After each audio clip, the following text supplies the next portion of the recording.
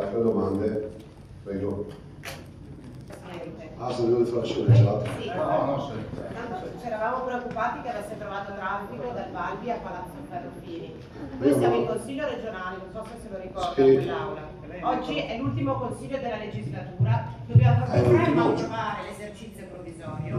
A fine settembre le abbiamo chiesto di essere presenti a questa discussione e lei non solo neanche questa volta, come altre 180 volte su 200, non era presente. Rispetto per i veneti, rispetto ai residenti, rispetto per i 5 milioni di veneti, dov'è? Il bilancio in 12esimo dopo 20 anni, il rispetto dei veneti dov'è? Ho giocato un filino. Con un autentico raid, i consiglieri regionali di opposizione irrompono a Palazzo Balbi. Zaia sta presentando un finanziamento a dei palazzetti del ghiaccio esattamente in contemporanea alla seduta del Consiglio regionale che metterà il Veneto in esercizio provvisorio di bilancio, una modalità che limiterà le capacità di spesa per i prossimi mesi.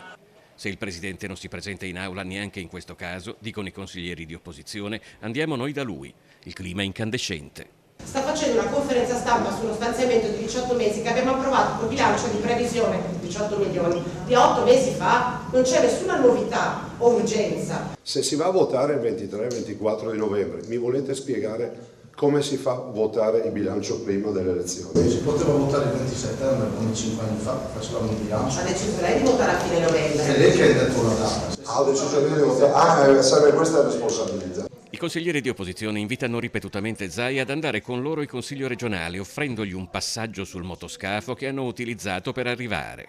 Se lei stamattina era in Consiglio regionale, noi non avremmo disturbato nessuno. Pensa che prendi il mio stesso stipendio 0. Infatti eravamo in consiglio. Ma scusa Chioggia. Stiamo Montanariello, Presidente, non Chioggia. La prima volta ho fatto in una. Secondo, siccome te davanti sembra essere ciosotto, io ti ho chiamato Chioggia. Consigliere Montanariello, Chioggia. Scusi consigliere Montanariello, la sceneggiata oggi l'hai fatta, anzi l'ha fatta, ti do anche da lei. Comunque se c'è scusa di venire noi l'aspettiamo là. Te l'ho già risposto, la terza volta mi incazzo. Va bene? Te l'ho già detto. Si incazza di cosa? Ma si incazza di cosa? Noi siamo già Penso che la sceneggiata sia sufficiente. La terza volta si incazza, cosa vuol dire? Mi spieghi? Siamo noi che siamo incazzati. Alla fine ognuno rimane sulle proprie posizioni in un incontro che ha scavato un ulteriore solco tra due visioni politiche diametralmente opposte.